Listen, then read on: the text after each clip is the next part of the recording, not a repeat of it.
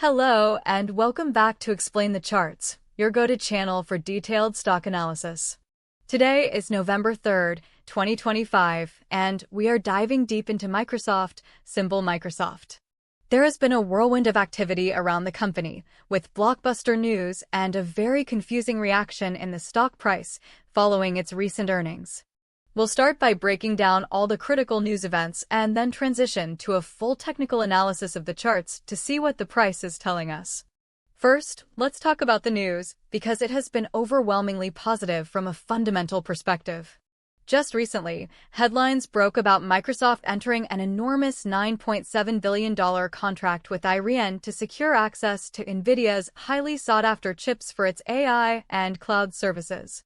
This is a massive strategic move that reinforces Microsoft's commitment to dominating the AI space. This came on the heels of another major deal strengthening its partnership with OpenAI, focusing on the future of artificial general intelligence. These developments are fundamentally very bullish for the company's long-term growth prospects. However, the market's recent price action has been telling a different, more complex story. Just a few days ago, in late October, Microsoft reported fantastic fiscal first quarter results, beating analyst expectations on both earnings per share and revenue. Revenue hit $77.7 billion, and Azure Cloud Services saw a staggering 40% year-over-year growth. Despite these blowout numbers, the stock actually traded lower in the days that followed. The primary reasons cited for this peculiar reaction were concerns over a surge in capital expenditures and an admission by the CFO that Azure's capacity was stretched thin due to overwhelming AI demand. So, while the demand is a great problem to have, the costs associated with meeting it seem to have given some investors pause. Now, let's look at how this news translated to the price action on the daily chart. We can see the stock had been in a powerful uptrend for most of the year, running from a low of around $345 in April to an all-time high just above $555 in late July. Following that peak, the price entered a period of consolidation, trading mostly sideways for a couple of months. Now, let's zoom in on the recent earnings reaction. Here we can see the price action from October 27th through the end of the month. On October 28th, the day after the earnings release, the stock gapped up significantly, opening near $550. But look what happened next. Sellers immediately took control. The stock closed that day lower, and then we saw 3 consecutive, significant down days, with the price plummeting to a close of $517.81 on October 31st. This is a classic sell the news event, where the market's reaction was contrary to the positive headlines, likely driven by those concerns over spending and infrastructure limits.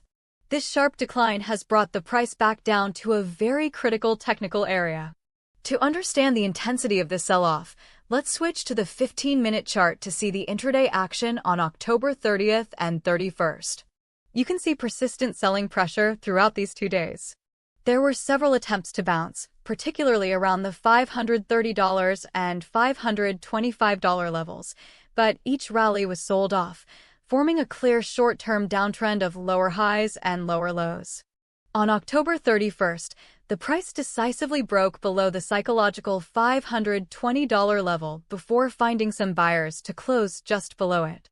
This shows that bears were firmly in control heading into the weekend.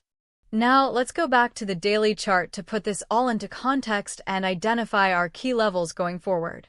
This recent drop has taken the price right back into a major zone of prior consolidation, which should now act as support. This critical support area is between $510 and $515. This zone held up the price back in September and was a point of resistance earlier in the summer, making it a technically significant level. If the price fails to hold here, the next major support level to watch would be the psychological $500 mark. Below that, we could see a retest of the September lows around the $495 level. On the upside, the first major hurdle for bulls is to reclaim the area of the recent breakdown, which is the resistance zone between $525 and $530. A convincing break above that level would be the first sign that the bulls are regaining control. Above that, We would look towards the post-earnings high around $545 and then the all-time high near $555. So, what's the verdict? Let's summarize the bullish and bearish cases. The bullish argument is rooted in extremely strong fundamentals, record growth, massive AI investments like the $9.7 billion Iran deal, and overwhelmingly positive analyst price targets, with some reaching as high as $700. From this perspective, the recent pullback is a healthy correction and a potential buying opportunity at a key support level. Bulls will be looking for the $515 level to hold firm, creating a base for the next leg up.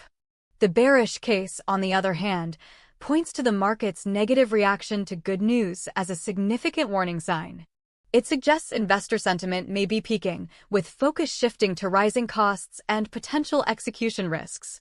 The short-term trend is undeniably down, and a break below the $510 support could trigger a much deeper correction. Bears will be watching for any bounce to fail at the $525 resistance level as a sign of continued weakness. Let's recap the most important price levels to watch this week. Critical support is at $515, followed by $500. Immediate resistance is at $525, followed by $545. Given the strong fundamental news conflicting with the bearish technical action, I believe the most likely scenario, with about a 60% probability, is that we see the price stabilize and chop around this $515 support zone for a few days as the market digests all the news. There's a 30% chance that the bearish momentum continues, pushing the price down to test the $500 level, especially if the broader market shows weakness. Finally, there's a smaller, 10% chance of a powerful V-shaped recovery this week that reclaims the $530 level, which would likely require a strong market-wide catalyst. In conclusion, the key thing to watch is how the price reacts to this $515 support level. Does it hold and build a base, or does it break down further? That will give us the best clue for Microsoft's next directional move. That's all for today's analysis on Explain the Charts. If you found this helpful, please hit the like button and subscribe for more in-depth chart breakdowns. As always, this video is for informational purposes only and is not financial advice. Please do your own research and make investment decisions based on your own individual circumstances. Thanks for watching, and we'll see you in the next one.